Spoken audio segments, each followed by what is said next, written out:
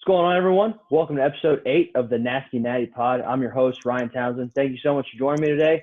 As we're going to do something a little bit different here on the podcast. We're going to do a little dual action podcast. Very special guest today, JT Brubaker, Major League pitcher of the Pittsburgh Pirates, going to sit down with me, talk a little bit about the COVID season in the MLB, and double down a little bit here. He's also a huge Titans fan. So we're going to preview the Titans and Bengals game a little bit here after the COVID season talk. JT, thanks for coming on the pod today. Hey, thanks for having me, Ryan. Absolutely. I'm looking forward to our talk today. Really excited about this podcast and for everyone at home watching it. So, JT, talk a little bit about your baseball journey, just how you came to be a major league pitcher and throughout your life. Really, it started hometown, New Carlisle, Ohio. It's in Clark County. So just started there. Just loved the game of baseball. Grew up, went to Tecumseh, played baseball there, got recruited by some D1 schools, some D2, some D3. Mm-hmm. And it was really a choice. That was probably the hardest choice in my life up to that point was, did I want to be a pitcher only, or did I want to go to a smaller school and play two-way? Right. So I really wanted to continue to play two-way as long as I could, but something just happened to where I woke up one morning and said, I'm going to Akron to be a pitcher. And luckily I made the right choice, and Akron gave me the opportunity to be able to be seen by MLB scouts and stuff. So went there, tough road freshman year. I think I went 0-7, got kind of thrown into the fire. I was a Friday night starter. So in college, being a Friday night starter you're supposed to be the best of the best, at least on your team. So I kind of got thrown into the fire my freshman year, took some lumps, came back my sophomore year, had a pretty good year. And then luckily my junior year, I had a really good year and was able to get drafted to the Pittsburgh Pirates. I was the 6th round pick for them.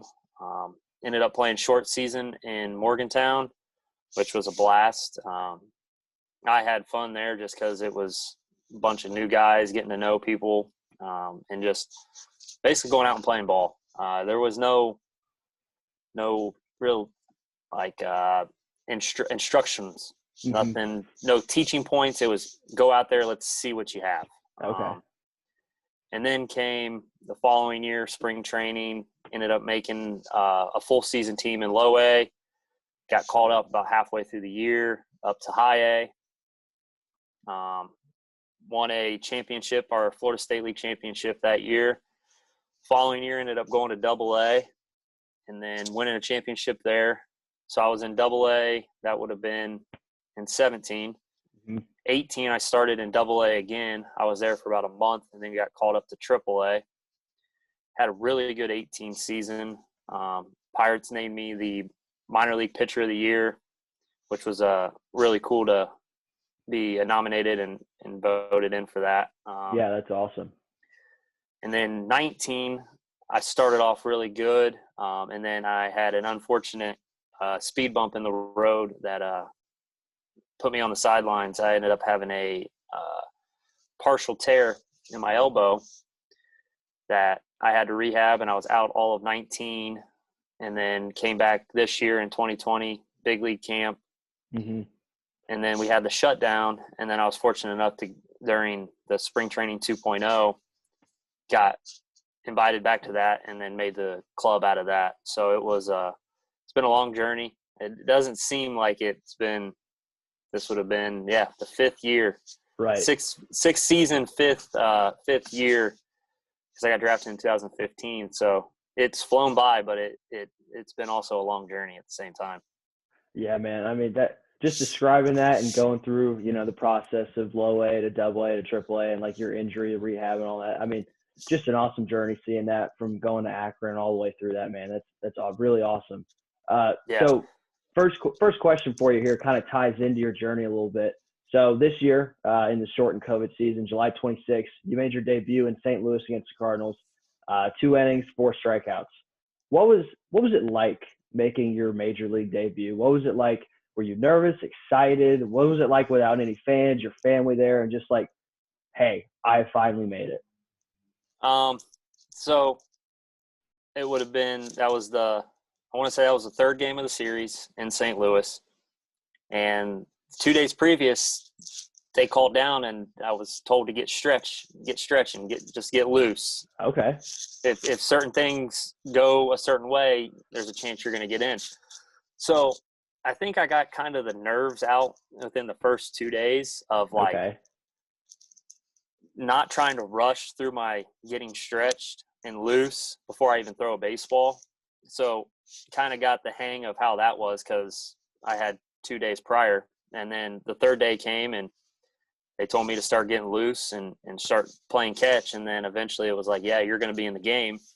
So I got hot on the mound, not really thinking anything of it, just making sure I'm watching the game, seeing where I'm at, seeing who I'm going to face, and their lineup. And then once the our half the inning was over and it was time for me to go out, just walked down the ramp and kind of just took a look around Busch Stadium there and admired how big it was. I think that's the one positive thing about no fans. Mm-hmm. And it being my first year was I really got to see what the stadiums look like all the details and the seats. And yeah, they were empty, but when you're in these stadiums and there's people in it, you don't realize how big it is. Right. But when it's empty and you're looking up 3 decks running in, it looks huge. But once I stepped on the infield dirt, none of that really sat with me. It was just a game. It was go time. It was time to pitch. It was time to me versus the hitter. Yeah, I mean, dude, that's just awesome. Just admiring the stadium, man. I kind of saw it a little bit on your Instagram page a little bit. You were taking videos of stuff like Busch Stadium, Great American. Like, was that something you just like really enjoyed doing? You're like just taking it in a little bit, like, wow, this is what I get to do for the rest of my life. This is pretty cool. Well, when I was doing that, I didn't realize that we were still able to go up into the stands. So what my goal is I was wanting to take videos and show people what it looks like from our perspective on the field, but also I want to get a collection of all these stadiums and do a pano of all these stadiums and eventually be able to print them out and hang them up. So I have pictures of the panos on my phone, but the best spot, and Chad Cool told me this, was to go all the way up to the very top deck, the very back seat of that top deck right behind home plate and take a pano. And wow. Yeah, it's actually really incredible of how it turns out. And like a lot of these city skylines, like you don't see from on the field, but once you get up into the stadium, it's awesome to see out behind and what's out there. Yeah, I mean, that's just awesome, man. Just knowing you made it and like being able to admire all that and see that, it's just really cool. So second question here comes into a little bit of the COVID season. What were the challenges that you personally and your team faced in the COVID season? You know, like the multiple tests. I watched a little bit of Bauer's vlogs. I see him getting tested here and then, games getting rescheduled. You know, did you have a couple games where you were like scheduled to pitch and you had to move a little bit? What was it like being away from your family? Just like the overall challenges of what this year's COVID season was. It was challenging because waking up, we had to do a home screen where you had to evaluate how you felt yourself. Okay. Had to take your temperature, had to mark, do you have a stomach ache? Are you nauseous? Do you have a headache? Do you have a stuffy nose? All this different stuff that symptoms of COVID have. Mm-hmm. You send that in, the trainers get it. As long as everything's good, you're able to come to the field. If something is a red flag that you filled out on there, they'll tell you to just stay home. Or come later to where they can check you by themselves and you're not infecting anybody else that's going to be coming through, like the parking garage tunnel. Right, okay. So that was number one, just waking up and making sure you got that done. And what was challenging about that is when you were on the road, like if we were in St. Louis or Milwaukee, we had to have that in by 2:00 Eastern time. Well, when we go there, we go back an hour. Yep. So you try to fill it out by 1:30, and then next thing you know, you can't do it anymore because the time stayed in Pittsburgh. Right. So there was times where you'd have to go and be like, hey, I missed the time slot because I try to fill it out, but it stays here in the Eastern time. So there was times where you would miss it, but that was no biggie. You would just have to fill it out at the field. And then once you got to the field, it was temperature 2 times, make sure everything was still good. You would go in, and if it was test day, you would go and you would have to spit in a vial about that big, and then seal it up and hand it to them, to the CDC guys, and then hope it's negative, because you wouldn't hear anything for another at least 34 hours after you spit. So it's more of just making sure you did what you need to do away from the field to protect your teammates. Right. I got that. That makes sense. So what was the big thing with like a couple of your games got rescheduled? Like you were scheduled to start here, moved a couple around. Like what were the challenges of like getting in like your groove again and like getting the team in the groove and stuff like that? It was rough because we were supposed to play St. Louis and they got popped. Right. With COVID. So we didn't play 3 games. And then we went to Cincinnati and played 1 game, and a player there got popped. So that's where the testing was weird. They got tested basically 2 days. Their test day was the day we played. Okay. But they tested 2 days before. So like say we played them on a Wednesday, they spit on a Monday. Okay. They didn't get their results back until right there before game time. Yeah, so it went Tuesday into Wednesday game time. So a guy that spit and was positive on Monday didn't find out that he was actually positive until Wednesday. So then we got to be put on hold for us to make sure we were all negative, and trying to reschedule if we were going to because it was a 4-game series. If we were going to take 2 games off and play the last game in Cincinnati, or if we were just going to leave. But also we couldn't just leave, because we're also all on a plane. So where if one of us actually is negative or positive on the COVID, that might spread to everybody on the plane. So it was kind of like a weird holding pattern in the hotel in Cincinnati. So then we eventually go home. We don't play any of those games. So it was 12 days for me that I hadn't been on a mound from St. Louis, when I last threw. And I threw in Chicago, and then we went to St. Louis. So I threw in Chicago. We didn't play in St. Louis. We came home. I didn't throw. And then we went to Cincinnati, and I was supposed to throw like game 2 or game 3 in Cincinnati. But they got popped, so we got put on hold.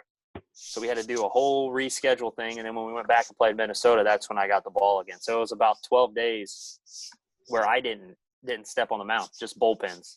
That was it. Geez. So, and it didn't help that I was in a starter build-up process too.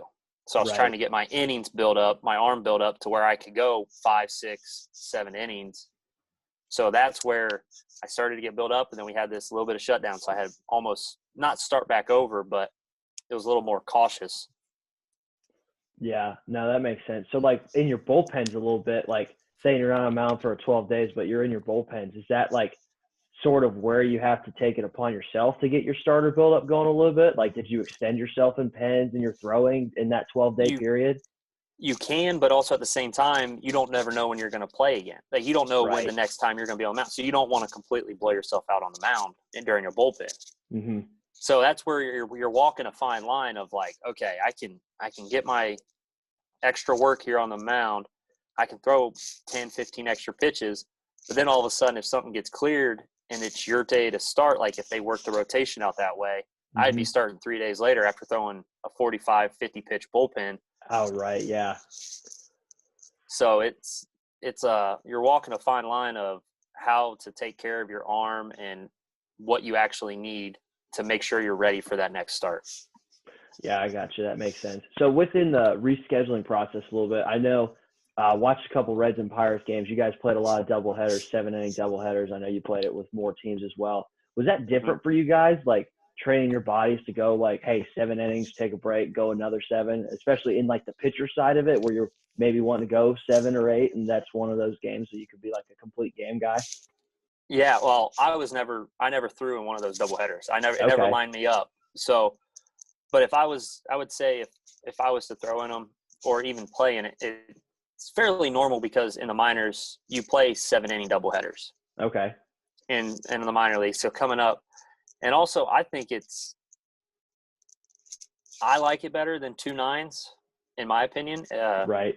I think it makes every inning more meaningful throughout that 7 innings. Right. Because one team could put up 3 runs in the third, and next thing you know, you only got 3.5 innings left to try to scrap back into it.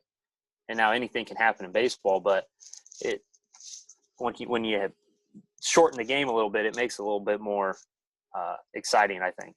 Yeah, I think so too. Just watching the Reds a little bit from that sense, and like when Bauer was on the mound a little bit, like, hey, if we don't get a run here, I know he's still got 3 innings and stuff like that. So Right. I get what you're saying there a little bit in more of a meaningful way of the baseball process there. Yeah. So picking it up a little bit, back to the Reds a little bit for my third question. You faced Cincinnati this year in Cincinnati. Yep. 1-0 pitcher's duel against Luis Castillo, September 16th. Great game from both you guys. But you also saw the Reds on multiple occasions just from being there, in the dugout, in the bullpen, and just seeing the Reds. So overall, being a team in the Central Division, seeing the Reds that much, what was your overall thoughts on the Cincinnati Reds this year?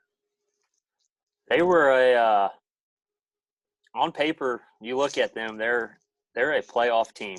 Oh yeah. They are a playoff team. They got the pop, especially playing in Great American. They got the long ball. They can put up big innings.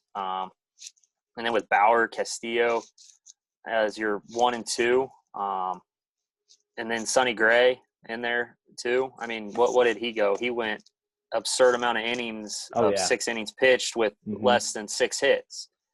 I think it was 30 games, 30 starts with six or more innings with less than 6 hits. Yeah, that's pretty nuts. And that's a rotation right there. That can get you your first 3 wins in a series, and then back 2 guys can possibly salvage some runs, and your offense score some runs to where you can win you can sweep or win in 5 games in a playoff. So they're a team that in the next few years are going to be, I think, pretty good.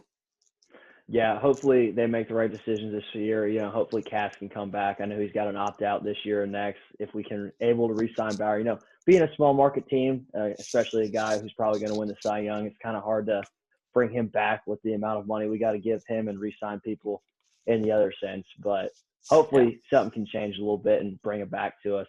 So sticking in the NL Central here a little bit, on your team, the Pittsburgh Pirates, you guys got a lot of young talent, including yourself, Cole Tucker, Brian Hayes, so I saw a little bit, third base, Josh Bell, just to name a couple guys.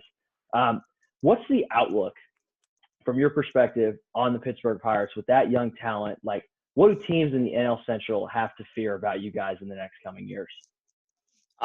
We got a bunch of young guys who have played together. It's a lot of in-farm guys. So a lot of the players on the Pirates have came up through the minors in the Pirates. So people have played with each other for 4 or 5 years, even before they got to the big leagues.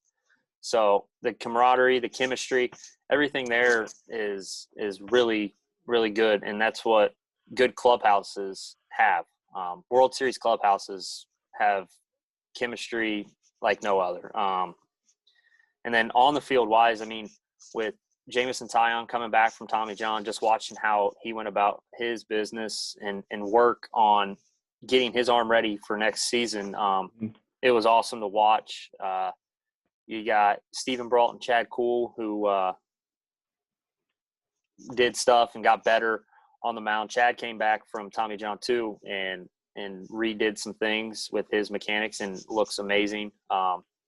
Brault redid some stuff during the shutdown, and he threw a complete game shutout or complete game 1 run this year against St. Louis, I want to say it was. And then with Key Bryan, Cole Tucker, Brian Reynolds, who else we got? Kevin Newman. Just those are guys I played with coming up through the minor leagues. So I think we're going to have a lot of chemistry, a lot of people that want to get better. And we're just going to be a scrappy team. We're going to come out. We're going to pitch the ball well. We're going to put up runs, and we'll be in the hunt. Yeah, I'm looking forward to seeing that. NL Central's probably known, one of the better divisions in baseball, having 4 playoff teams this year. Oh yeah, Just having 5 teams, and like when you guys are on the come up here in a couple of years, I think it's going to be a really interesting division race. Who gets a wild card and honestly can get the division crown. I mean, we've got I 5 solid teams there that can get the I crown. do, and I think it's a division that just beats up on each other. It's you could be playing the Cubs and they could be down, but all of a sudden they get hot, and then next thing you know they go on a 15-2 record in 4 weeks or 3 weeks. Next thing you know, they go from third place all the way up to first place just because Yep. of who they beat in the division. So there's a lot of placement switching going on in our division, I think. Oh yeah, it's going to be interesting for the next couple of years to come. I'm looking forward to it, just seeing everyone battle out for us in that division. So appreciate the talk there on the COVID season. Like I said, dual action here. We're going to move over to the Titans Bengals preview. Actually, I want to ask you a little bit. What made you a Titans fan? I think we've talked about this a little bit before in a couple of our workouts, but like, what really made you become a Titans fan? A guy from Ohio. So when I was younger, moved to Texas. I was in 3rd, 4th grade, right around the watching sports and trying to be a team, like a fan of a team. Okay. So we moved to Texas. Houston Oilers and Texas Longhorns were good right there. You had Steve McNair, Eddie George down there with the Oilers, and then you had Vince Young. I want to say Shipley was there at Texas. Yeah, he was. And then you had Ricky Williams at Texas. So you had these phenoms that were unbelievable, and as a kid, it's hard not to like. Oh yeah, a lot of good dudes. So that's where my football teams came from, is there. And then when we moved back to Ohio, I just continued to watch them. So watched Texas, and then luckily Houston moved to Tennessee, which is a little bit closer to Ohio. So get a little bit more games here when they play like the Bengals or the Browns or the Steelers. All right, and then they're always on TV when they play the Colts, as long as the Bengals or Browns don't have a 1:00 game. Right. Just in the So sense of just like being TV able to, marketing. yeah, just being able to watch them,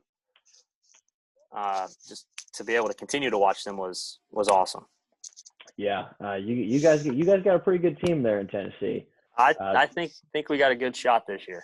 Oh yeah, Mike Vrabel's one of those coaches that I really like. Obviously, Yeah. Derrick Henry and Ryan Tannehill has been coming out of his shoes, and AJ Brown back from injury. I mean, just an overall really good football team. I wasn't sure if he was going to play this week against the Steelers. Yeah, it was a little question mark. He's actually on my fantasy team. Thank God. Oh yeah. Thank God he's off injury. I needed him badly. Yeah. So actually picking it up to you here. So our first segment, like we did last week in the preview, we're going to start with what to expect, which is the keys to the game. Move down to, everything from the predictions to the bold predictions, some news, stuff like that. So first off, starting with the Titans here, any big injury reports, any news to report from the Titans, anything huge that we need? No, I mean, we just talked about it. AJ Brown's off. Other than that, the linemen are healthy as long as they can keep Tannehill protected.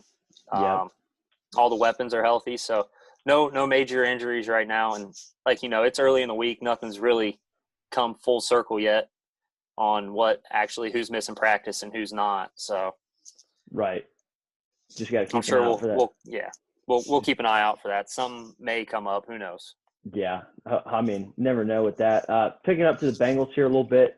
Jonah Williams, Trey Hopkins, and Bobby Hart all suffered injuries in this past week's loss to the Cleveland Browns. According to Zach Taylor yesterday in the press conference, Jonah Williams is day-to-day with a neck injury. Trey Hopkins is in concussion protocol. They'll reevaluate him on Wednesday when everyone gets back into the building. And it looks like Bobby Hart suffered a knee injury, which he will be out this week. So look for Fred Johnson or Akeem Adeniji to start that right tackle spot, or possibly if Jonah Williams is out, going to the left tackle spot for both those guys. And then a little news on the Bengals. Carlos Dunlap continues to be a distraction in the locker room, wasn't happy with playing time, all that stuff. So actually want to get your perspective on that a little bit, just being, a professional guy here. Obviously baseball and football are two different sports. Clubhouses are different, games are different. but what would it be like if you were in the situation of being a teammate of Carlos Dunlap, or like just in your team? Like a pitcher's not happy with getting innings, hitter's not happy with 8 Bs, playing time in the field, and they're voicing their frustrations on social media and just making the attention about themselves. What would that make you feel like as their teammate? Luckily I haven't had to deal with anything like that. Right. No one really outside, in my opinion, you shouldn't voice what happens in the clubhouse, outside the clubhouse. Right. That what happens in the clubhouse stays in the clubhouse. That stays between the teammates, coaching staff, trainers, all that. Anything in there stays in there. So, my opinion, I would just try to get a handle on it. Try to tell them just to back off of social media. Like you shouldn't be putting that stuff out there. And just try to figure it out with inside the clubhouse or inside the locker room. Yeah, I think it's been one of the big things. Like AJ Green, Tyler Boyd, Giovanni Bernard have been coming out. Like, we can't let that be a distraction right now. Zach's kind of shied away from it a little bit, wants to keep it inside. He actually had a question yesterday in his press conference. He was like, I'll keep that conversation between me and Carlos, inside the clubhouse in a personal, not letting the media know everything like that. That's the one thing that you can't let happen. Don't let the media get a hold of something that they can twist your words around on. Yeah, I mean, that's just the big thing with like putting stuff out on media like Dunlap has, just wanting to be the center of attention, putting his house up for sale on Twitter and Instagram, taking pictures of the depth chart. Like, to me, that's just not the way to go about it, man. Like, I get you're upset, but like be a pro's pro. You know what I mean? Like, you're a veteran guy. Those guys have to look up to you in a sense. Yes. So picking it back up to you here, next into our what to expect side of it. So start me off here with the Titans offense. Obviously, Derrick Henry, Ryan Tannehill, A.J. Brown, got a lot of good weapons. What do the Titans need to do to really, really put it on the Bengals D this week? One, I think Derrick Henry continue to get the touches that he's getting. He had a little bit of a down week with yard-wise, but he still had touchdowns last week. So I'd look to see him getting maybe even more touches this week, just to open up maybe a little bit more of the passing game for Tannehill. That's been working a lot just based off of the games I've been watching, where a lot of people have been keying in on Derrick Henry, and that's been allowing Tannehill to throw the ball a lot. So I think with Henry being a big key target for a lot of these defense, it's allowing the offense to open up even more. And then once Tannehill shows that he's able to pass and they have to respect that, that's when they go back to giving the ball to Henry. Yeah, I feel that in a sense too. I've watched a little bit, and it looks like Tannehill's not really like a guy to rely on in the passing game, but like you're talking about, when Henry's getting those touches and he's getting the respect, it opens up the windows for A.J. Brown, Corey Davis, Adam Humphries. Oh, yeah. I mean, it allows Tannehill to be comfortable in the pocket because they're keying in on Henry. So if he has time, they're NFL quarterbacks. You give an NFL quarterback time, they're going to make a play. Yeah. I think that's just been a big thing too, with him getting away from Adam Gase and being in the Tennessee Titans system, just seeing what Ryan Tannehill is able to do. I think Mike Vrabel's done a good job of playing to his strengths, obviously, with having one of the better backs in the NFL. So, but picking it up here with the Bengals D, one of the big things I think we really have to focus on is stopping the run. Obviously with Derrick Henry, like the Bengals D hasn't been that great this year. We got shredded in the pass game against Baker. The run game with Kareem Hunt was so-so. But like, if you can eliminate one of those options that you guys have, I think that'll help us a little bit, because obviously we can't stop them both. We're not that good enough of a defense, and we're injury plagued. Reader's out, Hubbard's out, our star corner Trey Waynes is out. So like, if we can get a handle a little bit on Derrick Henry, I think it'll open it up a little bit for us. Trying to limit him a little bit. Obviously, I think he's still going to run for over 100 yards on us because he's a tough man to tackle and just a hard-nosed runner. Yeah. But if we can somehow put a limit on that and just let the ball go a little bit in the air and see what our secondary can do, I think that'll help us out a little bit, and just trying to keep the game close for a little bit on Sunday. Yeah. So picking it back up to you here, I really don't know much about the Titans defense. I know you guys had Jadeveon Clowney in the offseason.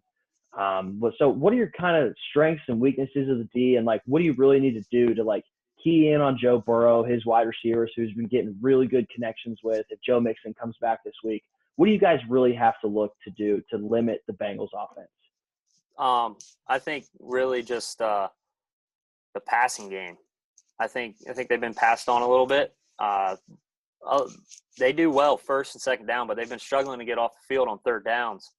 So that just, when offenses get third down conversions, it just gives them a little bit more of a momentum to continue to drive down the field. So I think a big key for this week is just to get off the field on third down, get the offense back on there, and limit Burrow's passes. Yeah. Get pressure on them. And I think Clowney gets loose. I think Clowney can have a big game on defense. So it's just, I think, all about putting pressure, especially with Mixon being out. They really don't have to worry too much about the run. I mean, the run game, yeah, but I think they're going to have to work on their secondary.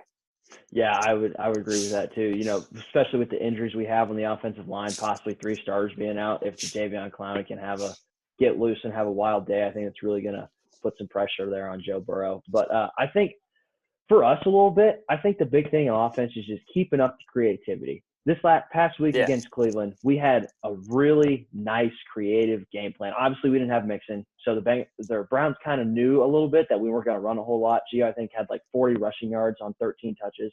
So obviously, you know, we tried to get it mixed in a little bit, but like we had a lot of good screen game, a lot of good deep passing. That's what I was going to say. Didn't he have a lot of checkdowns? Yeah, a lot of checkdowns. We ran a couple tight end screens. We ran one of these reverse screens where Boyd threw to Gio for back gain of like 15 yards. And they were really trying to limit the sidelines a little bit, and we were just slicing and dicing a little more bit over in the the middle middle. of the field. Yeah. So I think that's kind of been Burrow's strengths a little bit, because he's one of those guys that at the beginning of the year with the intermediate throws from like 1 to 12 yards or something, he was the best in the NFL in that rating, just hitting those guys on their spots, or like the mesh concept and the crossing routes or the hitches and stuff like that. So if we can get the creativity going a little bit on offense, and then if we can sort of salvage a run game, like you're saying, I don't know if Joe Mixon's going to be in this week. He's day to day. So probably looking at more Gio, Samaje Perine. If we can get it going a little bit, I think that'll open up the windows on the sideline a little bit, because T. Higgins has been having good games. A.J. Green's starting to come back a little bit in himself. Yep. And then Tyler Boyd, obviously, has been the number one target for us. So yeah, I think the Titans just can't get sucked in too much to trying to get too much pressure on Burrows, because that's when the run game will open up for the Bengals. Yeah, big thing too. Forgot to mention here a little bit of the quarterback draws. I've been seeing that a little bit lately. He ran that a little bit in the Cleveland game. Yeah. A couple of that, because he's a runner too. A lot of people don't know he can run. So like on the 3rd and 11s where they don't expect the quarterback draw and they let the middle go, he's on that a little bit. So that could be another key thing for us in the creativity factor. So picking it back up to you here, prediction time for you gamblers out there. The Titans are favored by 5.5 this week, with the over-under at 55. Did not think it would be that low. Maybe, the close loss to Pittsburgh. I don't know. I thought it was going to be like 8 or 10 maybe around there, but I wasn't thinking 5.5. Yeah, I wasn't thinking that either. So what do you have this week as a prediction to the game, and why? So I think Titans will cover on 5.5. If it's locks in at 5.5, I think they'll cover at 5.5 as of today. I think they'll cover 5.5. The only way that they don't is Stephen Gutowski missing some PATs or extra points. So I think as long as he can make some field goals, they're going to cover. The only reason that I'm saying that is just I think it's going to be a 2-score game or 2-possession game. Yeah. No, I don't think it's going to be a blowout, but I think it's going to be a 2-possession game. And then over under at what would you say it was? It was 55. 55. If Burrows can go out and have a game like he did against the Browns, it's going to go over. Yeah. So I'm going to go Titans cover with the over. Okay, I like it. Any certain score you take on that, or just going with the over under and the cover? I think it's going to be a 35-24. Okay. 35-24. I like it. A little bit in the close vicinity of mine. I've got the Titans pulling this one out 31-17. Okay. I just think that obviously the Bengals defense in the last 3 games has given up 25 plus points, 27 of the Ravens, I think it was 31 to the Colts and then 37 to the Browns, obviously. I think Derrick Henry's going to have a big day against us. Hopefully we can limit the passing game a little bit. And I still think Burrow and company are going to find the end zone a couple times a little bit there. Oh, yeah. I definitely think they will. Yeah. I was itching a little bit to go like 21 or 24, but I think the Titans defense, if they can get pressure a little bit. So I'm going to go with the Titans 31 and the Bengals 17 for this week's matchup. Actually, too, this is Color Rush week. I've got my Tyler Boyd jersey on. Bengals will be sporting these jerseys on Sunday, guys. Are they going with the orange helmets this year again, or are they going whites like they were supposed to that one year? I think we're still going orange helmets from what I know. Orange helmets. So hopefully, I think it's going to be the all decked out with this, and then the white pants coming down. It's in Cincinnati, right? Yep, in Cincinnati. So I think they're allowed to wear alternate jerseys up to 3 times, and I think they chose 2 home games and 1 road game to wear alternates. Nice. So got a little color rush action for us.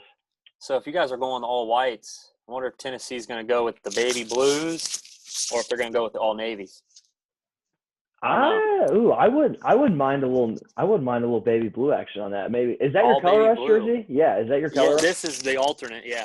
Okay, so they might end up going with that. That'd actually be a cool uniform combo. Because I've seen baby blues.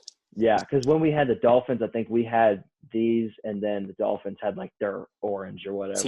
That teal orange or orange and teal or whatever. Yeah, something like that. So I think the blue and the white would mesh a little bit there on that. So final segment here of the day, we've got the bold prediction. Usually what I do is I give 1 bold prediction for the offense and 1 bold prediction for the defense. So I'll start with you again here, JT. What are your bold predictions for the Titans offense? Just give me 1 and then 1 for the defense. What are you thinking right now? Like individual player or it could be individual player or overall. Like last week I said AJ Green was going to score 2 touchdowns, and then on the defensive side we were going to sack Baker Mayfield 4 times. None of those happened, by the way. That's why they're both predictions. So you could give player or team. Doesn't matter. I'll go with Derrick Henry. I think he's going to have 3 touchdowns, 2 by ground, 1 by pass. And he's going to have about 180 to 200 yards rushing. Yeah, I could definitely see that with the Bengals defense. Absolutely was thinking around the 175 to 195 mark there, maybe 200. Yeah, I could definitely see that. Yeah, I think he's gonna get in the end zone 3 times. One's gonna be a check down. He'll definitely. Okay. I definitely think he'll go over total 200. Okay. Yeah, I could definitely see that with the all-purpose. So, what do you got on the defensive side? Anything big for the defense? I know it's tough, a little bit. Anything? I'll go. Man, I want to go Clowney 2 sacks, but I want to also say that the defense is going to have 2 INTs too. Okay. We'll go 2 sacks by Clowney and 2 INTs. Okay. So, wow, 2 sacks with 2 turnovers on there a little bit. You really think the secondary is going to step up this week? If they can play the way they did the second half against the Steelers, they gave Ben a run for his money there in the second half. So, oh, yeah. Now, that 1 interception in the end zone, yeah, it was tipped, but Ben also threw 3 that game too. Yeah, and he also threw that one to triple coverage, a really force ball right there that he really did need to do. But, yeah, I mean, I could definitely see it. I could see it on that side for sure. So for me, what do you got? The Bengals side here, for the Bengals defense, the Bengals defense will force Ryan Tannehill to throw 2 interceptions. Now, in the sense here, I looked up the stats last night a little bit. Ryan Tannehill has thrown 15 touchdowns and 2 interceptions. Yep. So if we think about it on this. Did he have an interception last game? I don't remember if he did or not. I can't remember off the top of my head. Maybe I thought going into the Steelers he only had 1. But well, if he did, then obviously it would have been 1 in that game, obviously. But I think from this game, we're going to double up the interceptions a little bit. Now, I say that in the weakness of the secondary. We got shredded last week. But I don't know why I keep telling myself this, but some of these weeks, like Lou Anarumo has got to find in himself to put pressure on Tannehill and try and limit a run game. Because if you can limit a run game in Derrick Henry and limit him to what he can try and do, then you put more pressure on Ryan Tannehill.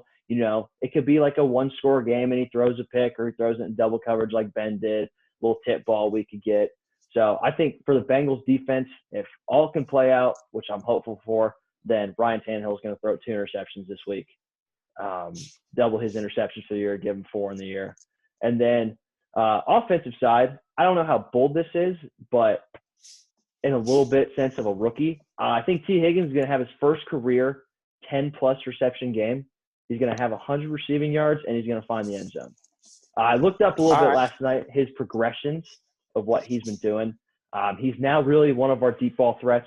Hopefully AJ can get back to that a little bit, but T's been one of our deep ball threats a little bit, and he's really starting to get a hold of himself into the offense and really becoming a target for Burrow. So I think after a couple games, he's going to have double-digit receptions. He's going to have 100 yards receiving, and he's going to find the end zone one time for the Bengals. That works. So, hey, hopefully, I told my guy last week, and I'm going to say it again this week, I haven't had a bold prediction bounce one time my way this week. Hopefully it can bounce my way this week. Guy last week get his? No. OBJ, his last week he projected OBJ to have 150 yards, 2 interceptions. He was obviously injured on the first play. And then they would win the turnover margin by +2. They won it by +1. So he was off a little bit there. Obviously with the OBJ, he was way off. Tough to see OBJ go out with that ACL injury. Yeah, that sucks. That was awful. But yeah, I haven't had one bounce my way all year. So hopefully this game, before we go into the bye, hopefully something can bounce my way this week. Oh, yeah. But we'll see where that goes from there. Tune into the game this week, CBS at 1 o'clock. JT, are you planning on going at all, being in Ohio? Have you thought about going? No, I wanted to, but I also didn't get tickets. Yeah, I just couldn't – I don't even know what the prices are now with, like, COVID and, like, where you could get them. And also I was assuming – I just assumed that they were already all sold out when they found out that they were going to allow fans in. So I figured it was just people looking for whatever home game possible to get them. Right. Yeah, I got that. And just I've seen – So here, actually, let's see here. I'll look up. Let's go to the Titans schedule. Got the Bengals. See how much tickets are going for. Hopefully it's not an absurd amount. How many tickets? I'll just go 1. Oh, yeah. Nosebleed. It's not terrible. I mean, $69 for upper deck nosebleed. But that's where they have to put them. That's all the seats that are left. Just the nosebleed sections? Those upper decks. Holy cow. Yeah. 69, 71, 73. Upper level for 122, 149. So, I mean, I'm not going to spend that to go sit in a nosebleed and be barely able to see the football. So yeah, socially distanced and wearing masks and the COVID protocols and all that. And it's cold outside. No. Oh yeah, it's getting closer to that November time where it gets super cold. But yeah, I feel that in a sense too. So that's going to do it for us here on the National United Pod. JT, want to thank you again so much for coming out. I had a blast talking about the COVID season, your baseball journey, and the Titans and Bengals preview, man. Thank you so much for coming out today. Hey, thanks for having me, man. This was fun. I enjoyed it. Thank you again. Guys, tune in to the game this week on CBS at 1 o'clock. Check out for more content possibly posted soon. Thanks again for the support, and we'll see you guys again this week. Who Day.